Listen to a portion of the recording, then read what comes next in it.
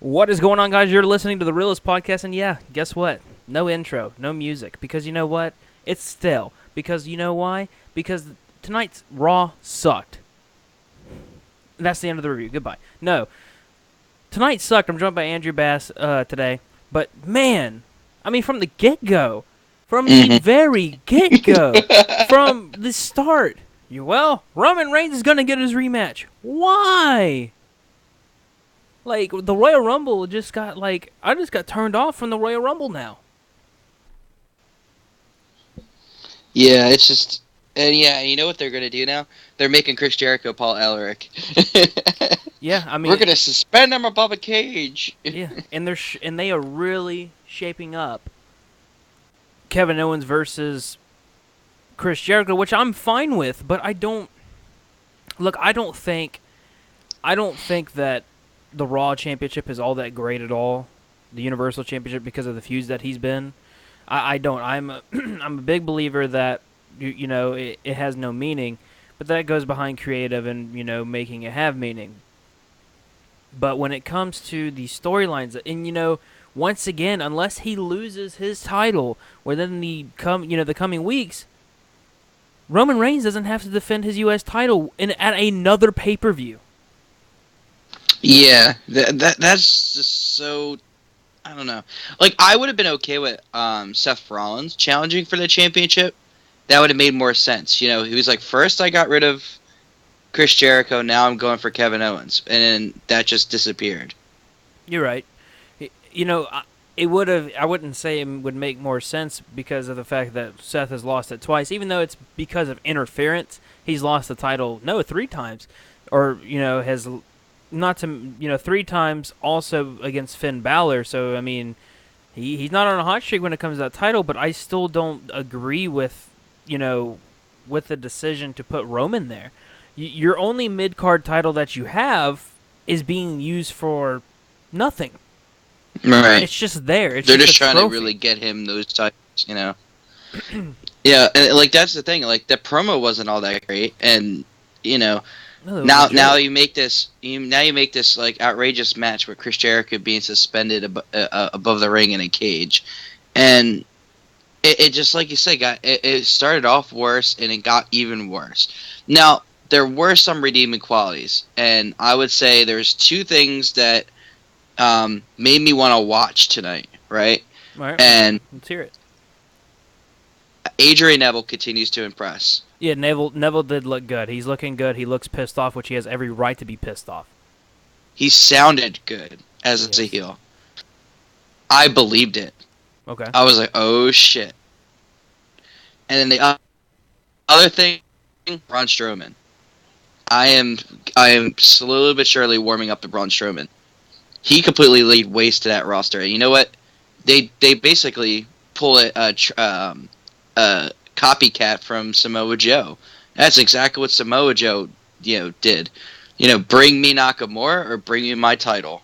Well, bring me Sami Zayn or I'm going to destroy the whole roster. And it's funny because if we call Roman Reigns Superman, then we might as well go ahead and call Braun Strowman Doomsday. Yeah. I'm not gonna go off and say I really liked Braun Strowman because I mean it'd be hard for me to say that, and I'd probably be lying to you. I think that the fact that he's mad about it is, yeah, I get that he's mad, but the fact that Mick Foley gave Braun Strowman a day off is dumb. Um, I it, Well, it he tried to. another thing I don't like is the fact that they made Sammy look weak by saying I made Sammy go away. That makes him look weak. And number three, if there's anyone that watched wrestling, has been watching wrestling for a long time, you might remember this. So John Cena, I don't remember which exact WrestleMania, faced Shawn Michaels at WrestleMania for the main event for the WWE Championship. So on the coming weeks or the weeks after that, these two actually wrestled more and more. They actually went overseas and wrestled in a match. Just it wasn't for the title or anything, and Shawn beat John Cena, which led to the third installment of the match that did not happen because there was a mysterious superstar taking out the entire roster and eventually impressed Vince McMahon. Do you remember who that is, or do you even remember what I'm talking about? I remember you talking about. It. I'm trying to think of who that wrestler is. It So you know is it what the Great point? Khali? Yeah, it was the Great Yeah, Khali. This it is was the what Great Khali. this is what this reminded me of. Even though it wasn't mysterious, like we knew who was gonna be tearing shit up during you know through tonight. It also gave me a kind of a reminder of Kane. It reminded me of Kane a little bit, but I mean, again, it's just with the entire. That creative team is like, okay, let's see how many hardcore fans that are above 18 years old we can get out of watching Raw and into SmackDown. Because look, I'm gonna be completely honest with you. When this happens, this makes me not interested in Tuesday in Mm. SmackDown at all. Because man, I just had to sit through a 3-hour show and it was awful. Well, now I got to turn around and do it again for 2 hours. And I mean, I'm not going to say that SmackDown is bad, but you don't ever know. SmackDown could have a bad week. Now, this week probably won't be that great, but I can promise you next week I am actually excited for next Well, not next this week's the next week's return of John SmackDown. Cena. Well, So I want you to process this. Next week's basically a pay-per-view. It's in Chicago, great crowd. John Cena returns. The WWE World Heavyweight Championship is on the line, if I'm not mistaken, right? I've heard rumors that it is like a I triple threat match. I've heard that that's on the line. If I'm not mistaken, the women's match is also on the line, and I want to say the tag team titles are on the line. Now, I'm not 100% on that, but I'm pretty sure that that's what it is. I could be wrong, but But it's like some sort of special for sure. but needless to say, I'm actually excited. I'm actually excited to see John Cena return. To be completely honest with you, and this is someone that hasn't been a bit like I don't look. I've said it before in past shows, and I'll say it again. I grew up, and John Cena was like my favorite guy. He was my favorite wrestler. But obviously, I grew up and I saw everything, and it's kind of like, okay, I'm kind of getting old past this. It's just so I started to dislike him. But man, I'm actually really excited for his return.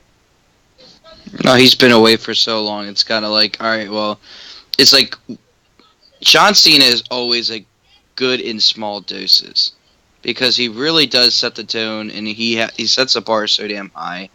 He always has done it. He's carried the company on his back for so darn long. So it's just like any type of appearance with Cena and it sort of gets the blood pumping. Yeah. But I mean, is there anything Is there anything that really, really like? I wouldn't say pissed you off, but is there anything that I don't even want to say like caught your eye, because in a way there was really nothing that could catch your eye. Well, I mean, like another thing that pissed me off tonight. Like I wanted to get into some positive before I kept hanging on the negative there, but I was there were I was excited at first for Charlotte coming out. I mean, they did the whole thing with Nia Jax, which it pissed me off. Oh, here they go with the injury angle again. Come on, Vince. Right. She's coming out in crutches. Oh, she's damn near broke my leg. The Nia way the Jax way comes they out made it and is it made it look basically, like she had her ACL torn. yeah, like they're running the injury angle, and that's because they want to keep Sasha out of the championship picture. They want her off You TV. know, they want her off TV, and so that they can go with Bailey and Charlotte, and I just don't like that. And then they go, oh well, Nia Jackson here, we're gonna pick on her. I don't know, Or and or we'll do one or two things. We'll see Nia Jax versus Sasha, but I mean it was kind of like I personally do not like Sasha going out saying I'm not a boss. Like that's your whole persona as a character. And yeah, again, my competitor, the competitor in me comes out, and that's like, in anything you do, you have to believe that you're the best. If you do not believe that you're the best, then you're going to fail. No matter what well, you do, hang on, but you're going to fail, or I wouldn't say fail, but you're not going to get the result that you want. So you have to go. The best word for it is you have to be delusionally confident into these things. right. And for her to go out and say I'm not a legit boss, you're a champion and stuff like that. I get the whole congratulating her, but like to basically say I'm nothing because I can't beat you is kind of like, well, what the hell? Like then what was the point of Yeah, seeing this 6 times? but you see, that's the thing though. And that's the other complaint I have about tonight. It's just tonight was a night of ruining characters. I mean, not only did they run with the injury angle to kind of make it even worse, but like you said, she came out and basically denounced her own character. And like she's at this point where Ty Dillinger is right now. You know, do I even belong here? Am I the perfect 10? Man, do you Am I really the want legit to? book? Do you really want to put her up with Ty Dillinger? Because to be fair, she's gotten championship opportunities. Ty Dillinger just gets opportunities, and because of writing, he loses them, but he looks really good doing it. Yeah. You know for her defense here, she has at least won the championship. They might have been on Raw, but she's at least won them. Yeah, of course. But I mean, like, it's just, they're kind of running with that defeated angle, and it's adding to my, animosity when it comes to that. Oh, first the injury angle, and now, the push the sugar on the top. Oh, I'm not the boss anymore. Oh, I might as well just go home. And, I don't know. That just pissed me off. And today, they ruined two characters for me. I mean, I still love Sasha Banks. I'm always going to love Sasha Banks. But, you know, it really turns me off. And then, they did the same damn thing with fucking Noam Dar. Yeah. One of the up and coming wrestlers that I really had interest in. And they did completely pissed away his character, just like they did Adrian Neville when they first started. Like, oh, well, all I want for Christmas is you, Foxy. Like, he's a fucking stalker now. Like, Yeah, he's Snitsky. he's Ditsky. Like, really, WWE? I just, I mean, that's not even the half of the problems I saw with tonight. You know, it's just there's so much more. We can go a whole hour discussing all this shit that happened. Here's another thing: is last night, if you listened to our results show, which I highly recommend you doing and giving our thoughts on Roblox. Well, I'm about to just like totally ruin that. We couldn't even think of anything to talk about because of how bad the show was. And how it didn't progress anything or hint at anything going That's forward. and going on. That's another thing. Nothing progressed other than Sasha Banks and Charlotte finally ending. Nothing progressed. No, not at all.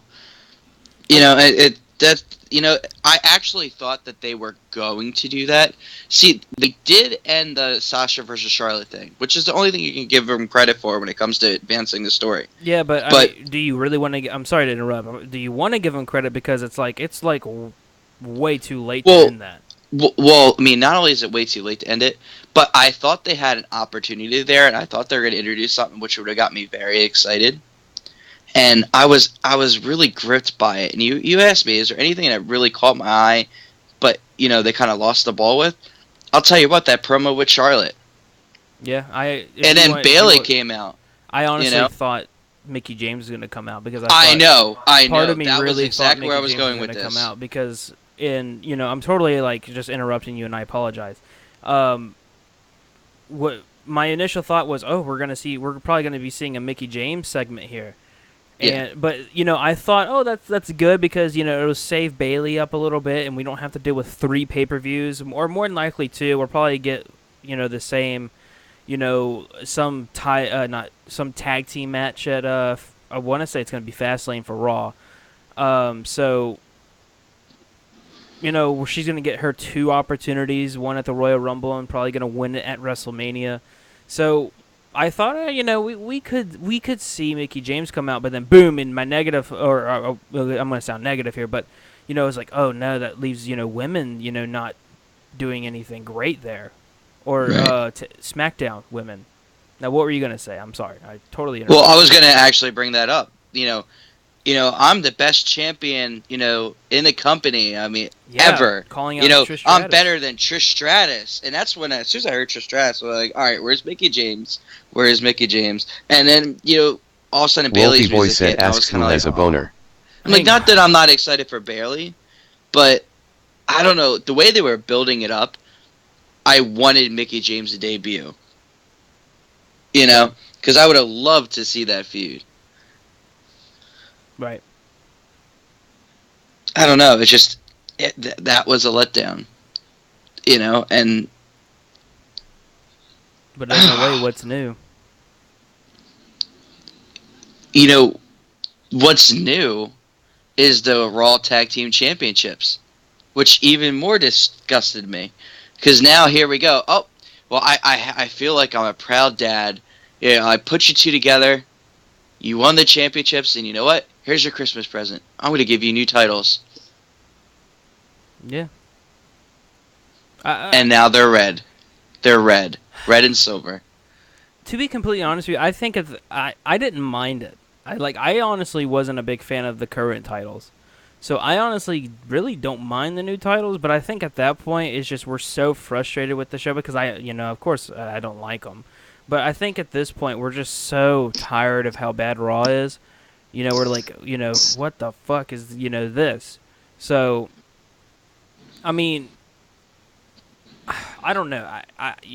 Personally, I think, if you're gonna reveal new titles or not new title, well yeah, new titles, wouldn't you give it to the longest reigning tag team? Yeah, and that was actually hinted on the show. New Day, when, Sheamus and Cesaro approached New Day, oh, they gave you new titles? You only been champion for one day and they gave you new titles? You know? Like, what's up with that? I mean, I'd be upset about that too. I mean, that's just of course. I think it goes into. I mean, I'm trying to think. It's like someone's trying trying to get you out of that picture, but as soon as someone else is there, it's like, oh, we're all open arms. Here's this. Here's that. Here's this. We're gonna hand everything to you. Right. And part of me, completely honest. To be completely honest with you, I can see Sheamus and Cesaro easily falling apart soon, and I can see that being a WrestleMania match. I hope so. I really do. Like at this point, anything will make this year's WrestleMania 10 times better than what last year's was because for one, they have the talent to do it since not everybody's hurt. Because just think about right now, where we are right now in mid-December, how many superstars on that roster were hurt? A lot. Cena, Seth Cesaro, Rollins. Rollins, yeah.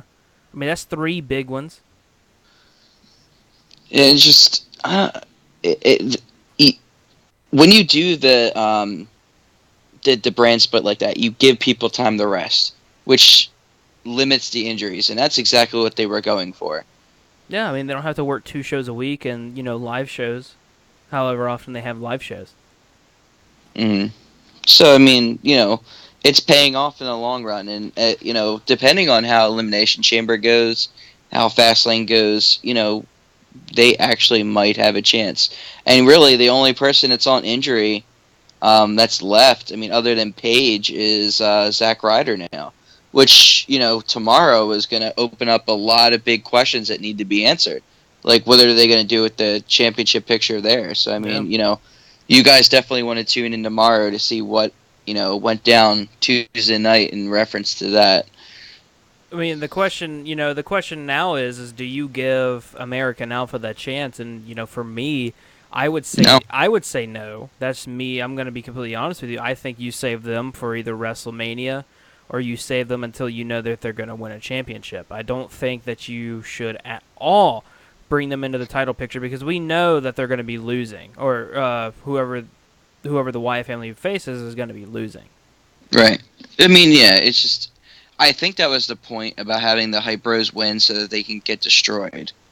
And, further that, prestige of the new Wyatt family and prolong the eventual Randy Orton heel turn, which everybody's You mean expecting. face turn? Because technically he Or is a face heel. turn. Yeah. Yeah, face turn. But, turning on the Wyatt family. And Part of me wants to say they shouldn't because it works so well. yeah, It it's surprising it with works how so well they gel well, but together. like the only problem I have with it is it's just like it doesn't match. It works so well, but it doesn't match because like Randy Orton has always been his own character. Even with Evolution, he was his own character, or his he had his own persona. Now he has his own like his gear and he has his his merch, and then you turn around and he also is a part of the Wyatt family. So it's kind of like, Right. it's kind Which of awkward. I've heard rumors that he's looking to change his attire. They kind of fit the persona of the Wyatt family. Well, So I think if he's going to be doing that, well, first off, he's going to have to wear some blue jean stuff, obviously. No, but if he's going to do that, then again, I think he needs to get rid of that his little part of the entrance, the little part of his entrance music out. Keep it the Wyatt family's entrance music. I like it's because I'm a huge vintage Orton fan, but I like having the throwback you know original theme in there, even if it's only for like 3 seconds. You know, when I was growing up, like for you it was Cena, for me it was Edge and Randy. So I mean, like Rated RKO was my jam. It was my DX. And the Legend Killer was who I um, tuned my TV in for every single week. Yeah, I mean, I don't really like voices. I never really got behind it. I never got yeah, I've behind the never whole been. Viper character. I like the Legend Killer better. Yeah, I missed the punt to the head and stuff like that. No, but like another thing, how about this? Bailey beating Charlotte today for the third time. 3-0, 3-0. Yeah, Obviously, this is another thing that I don't like, and I'm sorry again, I'm interrupting, but another thing that I don't like is your champion is supposed to be the best person on whatever roster. So if for the singles competitors, your best champion is obviously whoever holds the top title, which is right now Kevin Owens with the Universal title. Now, for the women's division, Charlotte is obviously the women's champion, so she's obviously the top dog in the women's division for Raw. Why is it that we have Charlotte getting pinned by whomever is going to be the number one contender? Why can't we have the traditional, all right, this is the number one contenders match? Not only does it give someone like time to shine and show them what they're made of, but it also doesn't make your champion look weak. yeah, Because I think, yeah. And go no, ahead. I'm sorry. Good. No, No, I was just gonna say, that you know really the reason why they're doing it is because they want Charlotte to look like she's not invincible, because what they're doing is saving her for the pay-per-views. Oh, well, she can get pinned here or there. That's fine as long as she's not getting pinned at the pay-per-views where it matters. oh well then again then that's pointless because she's lost the title 3 times. Hmm. She's lost the title 3 times. So if that is what they're doing, that's pointless to do. Absolutely And pointless. I said it last night. I honestly think that they're doing this on purpose. Like they really want to make her have her own Flair record, like her father. Oh, well, she's gonna be the best champion the women have to offer. She's gonna be the 10-time women's champion. It's just and for me, it's not as prestigious as Ric Flair. I mean, Ric Flair, 16-time champion. Yeah, he lost the championship 16 times, but it's one thing to give somebody the record like that, saying, "Oh, I'm a 16-time champion," but for me, you got to earn it. Like if you look back at Randy Orton, you look back at Cena. Like Orton, he's like a 13 or 14-time champion. Cena, he's a 15-time champion. They didn't lose their title right away.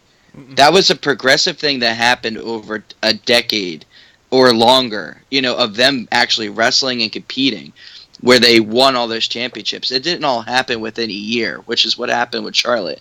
So for me, it's kind of like, all right, well, if you're putting her in that position where she's getting that record, she's not going to be known as, the female John Cena or the female Randy Orton or the female Ric Flair, because even with Sasha or Charlotte, it's just like you're ruining their achievements by having them to drop the title to each other so many times in such a short period.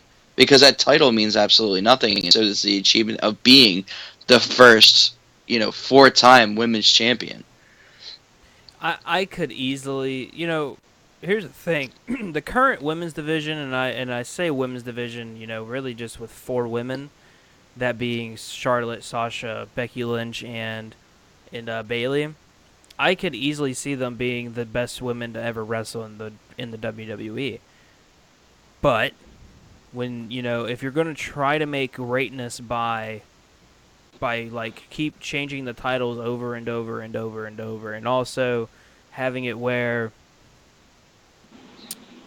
she loses the one person 3 times. I mean, it doesn't, for one, it doesn't make the title prestigious, and it also makes it where she looks weak. And again, when your champion is losing to somebody, like, yeah, it can happen every now and then, but when your champion loses to somebody and then they become number one contender every time, that's how it happens. Then it's just like, well, what the hell? Like, we didn't see, like, for number one contendership in SmackDown. We didn't see the Wyatt family lose for them to become number one contenders, Right. or for the Hype Bros to become number one contenders. We didn't see AJ Styles take a loss to become a number one contender. With the Miz, Right. I mean, to be fair, the Miz hasn't been put in that situation, but we don't see that happen to him. I mean, technically, Randy Orton is the number one contender still because he beat the Miz on opening night Right. of SmackDown Live. Yeah, if you want to get technical about it. And, that's the difference between SmackDown. When SmackDown runs their championship match, and I don't know if it has anything to do with the fact that they want Daniel Bryan to be very different from Raw, is that, he always has some sort of, like, mock tournament. Every single time it's always, oh, let's do a fatal four-way. Oh, let's do an elimination tag team match. Oh, let's do this. Let's do that. It's never like, oh, well, AJ Styles got pinned by James Ellsworth. And, like, it has happened, where it's like one time, oh, well, we're going to have a match. But it's not to the extent that Raw is doing it, where it's every single time. It's like, yeah, AJ Styles might have got pinned by James Ellsworth, but you know it, I know it. James Ellsworth ain't going to be the WWE World Heavyweight Champion. No. So it's not like a serious title threat. That's just, for ratings. So, like, with that considered, no other champion has really, gone through that on SmackDown. It's always been, all right, well, we're just going to throw all the teams together, or we're going to throw all the contenders together, and whoever wins gets a shot. It's the land of opportunity. Go and get your opportunity. Well, I mean, like, for Kevin Owens, he just gets put into the situation. For the New Day, I mean, they have number one contenders matches, but they usually get involved, and usually they'll lose. And when they do lose, you turn around and you're like, oh, this could be it. And then the title match happens, and they win in the fashion that they win in. Now, I hope, and I say this with, again, I hope Monday Night Raw doesn't have Cesaro and Sheamus defend their titles on a Monday Night Raw, because it has such great potential to be a great match at the Royal Rumble. Because I thought it was the match of the night last night.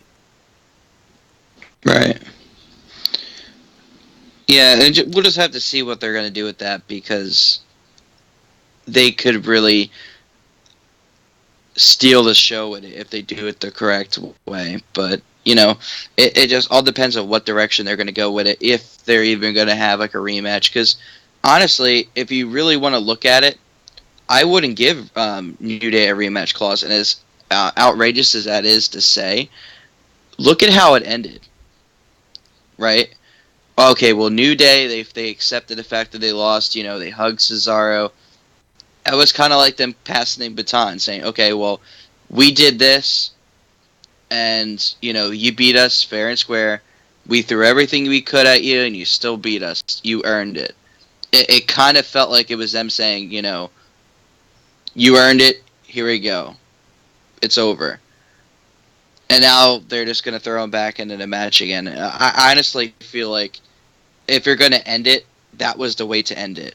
And that's, of course, if the New Day breaks up, which I don't think they will. I don't think they should, because they break up. I think the only person, I mean, to be completely fair, the only two people that have potential of making something of themselves is Xavier Woods and Big E. And we've already seen them try to do singles stuff before, and that didn't go well for them, which is why the New Day was formed. I think after the New Day, I think Kofi could. No, I wouldn't say be retiring, but I think he's done. There's nothing else for him. I mean, what's he going to go back to? Being a Jamaican? Right. I mean, so that turns into that, and then I don't know. You know, we saw the Raw tag team division on Raw today. Like 100%, I think that we should see the Revival on Raw, which sucks because the Revival is so good. I really would rather see them on SmackDown where I know they'll be used right. But Cesaro and Sheamus is in a way they're a face slash they're a face. They're in the middle. So I don't know, man. I mean, as of right now, the biggest heel tag team there is Gallows and Anderson. Right, and they completely ruined them. I mean, they're at on par with the Ascension at this point. They're no, hold on. Let me correct myself. They're one rung above the Ascension. I mean, the That's fucked up. like That's for fucked up. yeah, but for God's sakes, for an insult, you got called nerd. Like what? Are Yeah, we like in third what's grade? up with that? Are we in third grade where nerd actually It's hurts our feelings? it's a shame too because you told me so much about the club, right? And from my point of view, I'm looking at these guys and I'm like, wow, what a joke, you know? But in their heyday, and I remember Gallows when he first debuted in on SmackDown in WWE, he was a monster, and then he left because he wasn't being used right. And him and Anderson, they tore up the independent scene from what you've told me and what I've seen on online and stuff. And then they bring them into the WWE, and I'm thinking, wow, here they go, the possibility to do something with them like they did with AJ Styles. And you know what? Even with AJ Styles, we were nervous at the time. If you remember right, the way they were using AJ Styles, we were so fucking nervous because from everything we knew about AJ Styles, he had a lot of potential, and they just weren't using him. And then fast forward to the brand split was the greatest thing they ever did with AJ Styles. That sparked the revival of AJ Styles in WWE. Well, Gallows and Anderson have completely tanked in vice versa because they're not being used effectively. Now, if they had gone ahead and scrapped the New Day off the top and had Gallows and Anderson run with the titles for a little bit, they could have salvaged it like that. Have them run through a few tag teams. Then you could have had New Day take the championships and, do something with it. But, they wanted New Day to go for that record breaking championship match, and it's really hurt tag teams like Gallows and Anderson.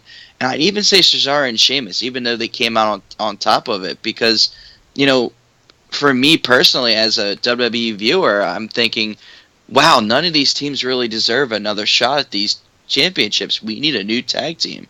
We need somebody like the Revival who could come in and take them from New Day. No, we're just going to have the same tag teams go at it over and over again until finally one of them breaks through and beats them. My thing with the if the Revival gets called up and they are brought to Raw is you can't change them at all. They need to be the same technical wrestlers that they or tag team wrestlers that they are.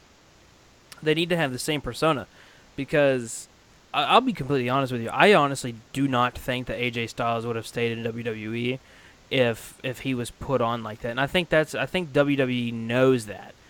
I mean, I know that if I'm not mistaken, the whole point of having AJ Styles was to have him as a mid card guy Mm. to help young talent. But obviously that didn't happen because of what he's done. So his contract is a 1 year with second year option, meaning if nobody knows what that means, when his contract is up, he can make the decision to stay a second year or leave. So, I mean, obviously, I don't see him leaving anytime soon. I know that he has said multiple times that if when he retires, he wants to retire in WWE, and he's also hoping that when he retires, he can have a job within WWE. So, but back to what I'm saying here is, I don't know, man. I really just I'm so tired of Raw. There was multiple points where I'm like, man, can I just like go do something and just leave it at that because this show is awful. Yeah, it's really a shame too because, um, like I know I could speak for myself, and I'm sure I could speak for you. Like when we were fans since we're kids. I remember like when I first started, I watched my first show with my dad.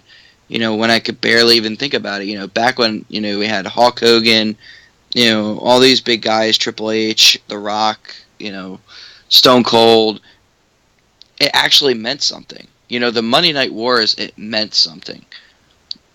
Worrying, oh, is WWE going to get put out by, WCW? I hated WCW because I love WWE.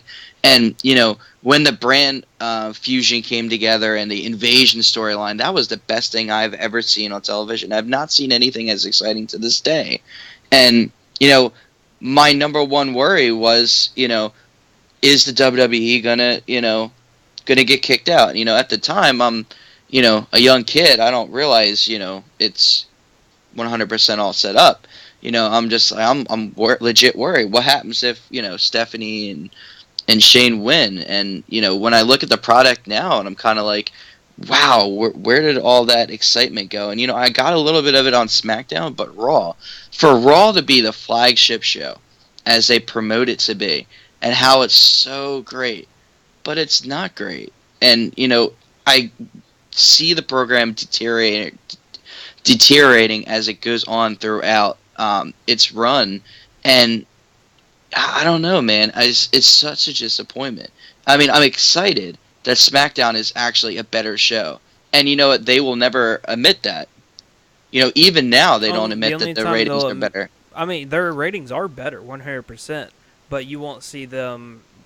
Admit I that. mean, the only, Because Raw's yeah, still their flagship show, and it will always be their flagship show.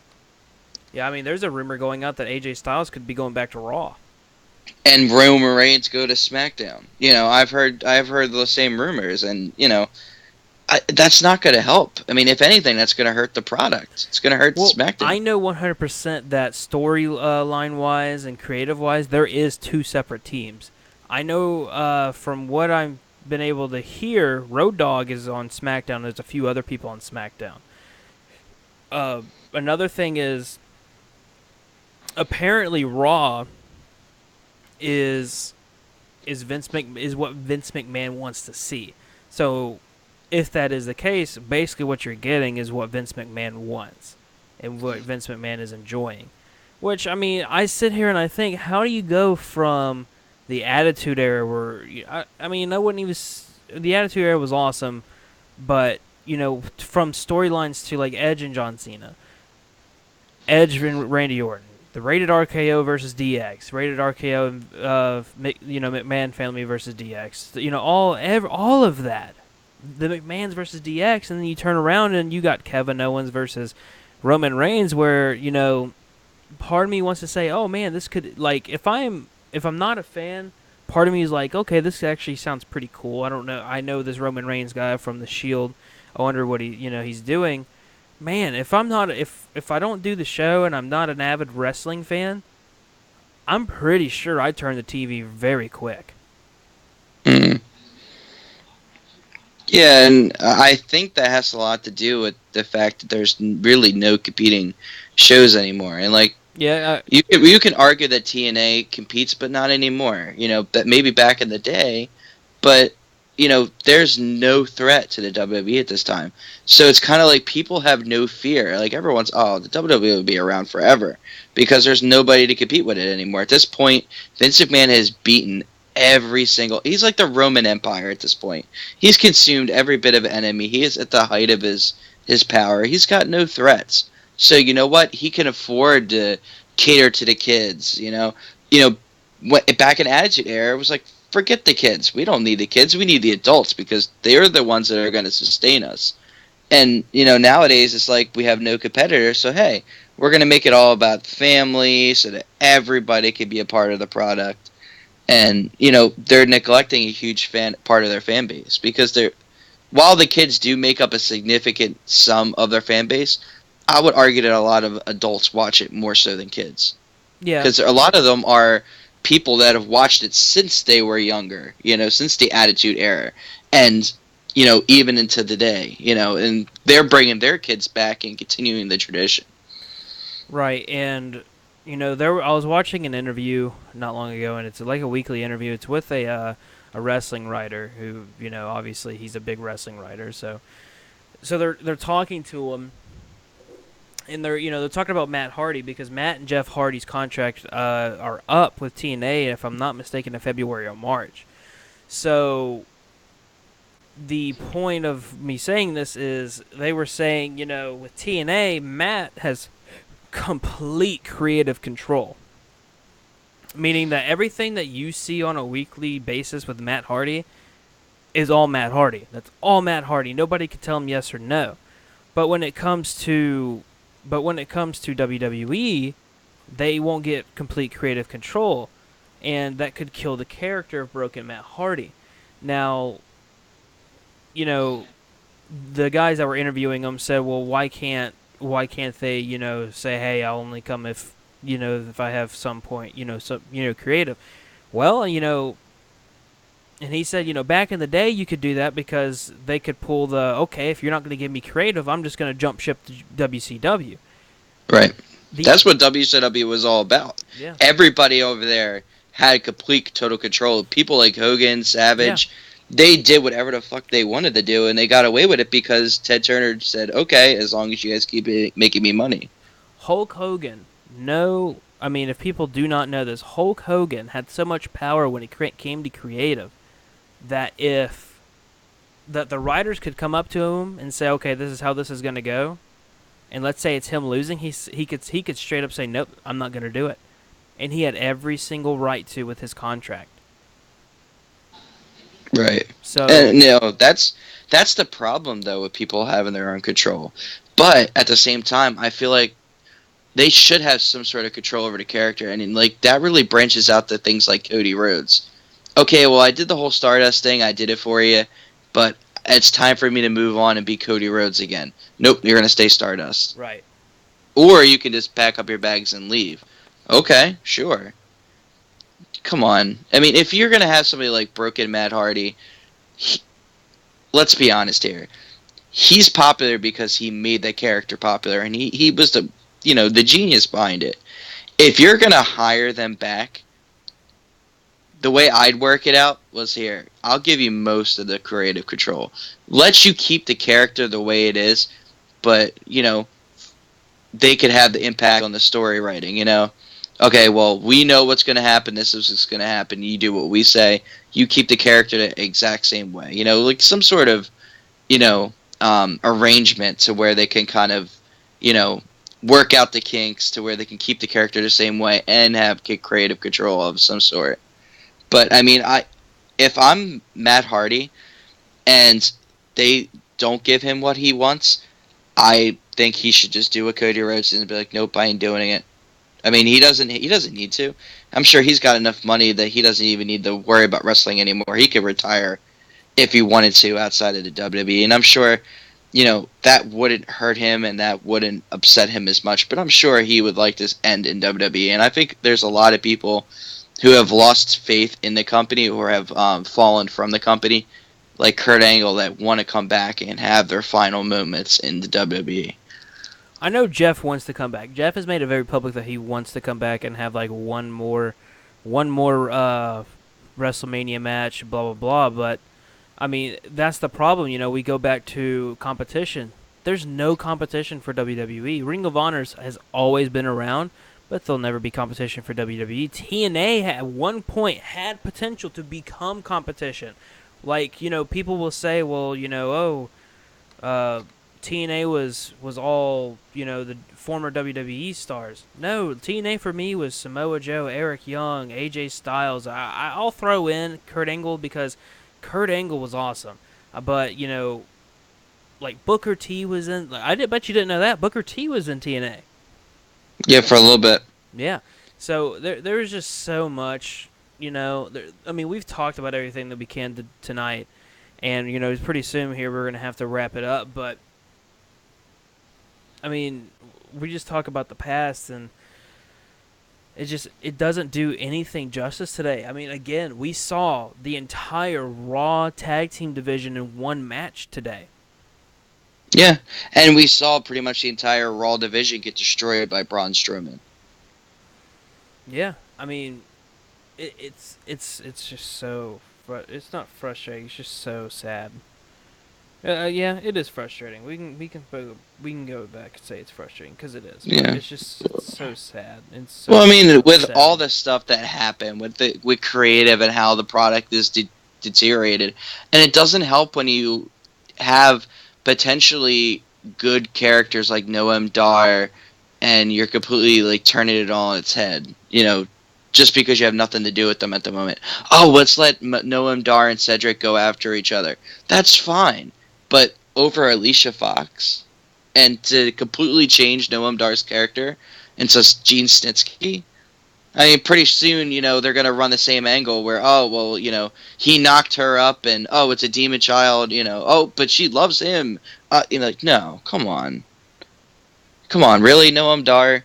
He has the potential to be a really good athlete, and they completely destroyed his character. Yeah, And they're doing that with so many people right now. I mean, I can't tell you how many times I've voiced my opinion on this, and they've done it to so many good talents. Like the Ascension, they did it to the Ascension. They did it to um, Noam Dar. They did it to Adrian Neville when he came up. They did it to Bo Dallas when he came up. Just they did it. You could even argue that they did it with Bray Wyatt, and to an extent, that would be true. I mean, at least they've kept Bray Wyatt somewhat relevant, which is much better than you could say about the Ascension or anything like that. But when you really add all that stuff together, it's kind of like, wow, what a waste of talent, and what are they really going to do to be able to fix a product like that? I mean, is it really that far gone in terms of competition that you just have expanded your brand that much where you're going to neglect a lot of your rising talent for you know the names of WWE, people that you want to be the guy like Roman Reigns, right. that you want to be popular like Roman Reigns? Is it really coming to the point where people like Cesaro, Bray Wyatt, people who don't really get the recognition that they deserve, get a back seat to certain individuals just because Vince McMahon wants him or her to be the man or the woman? Yeah, and to be completely honest with you, I think that we should close on that. Be sure, again, be sure tomorrow to tune in immediately following SmackDown at 10 Eastern, 9 p.m. Central, and we will be giving our thoughts on SmackDown. Hopefully, tomorrow's show is a lot better.